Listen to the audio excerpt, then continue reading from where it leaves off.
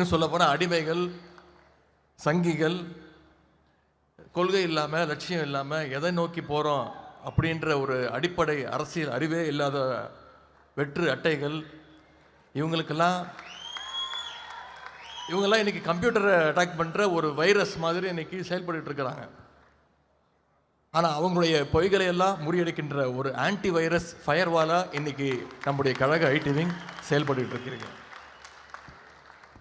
இரவு பகல் பார்க்காம என் நேரமும் கடுமையாக உழைச்சிட்ருக்கிறீங்க.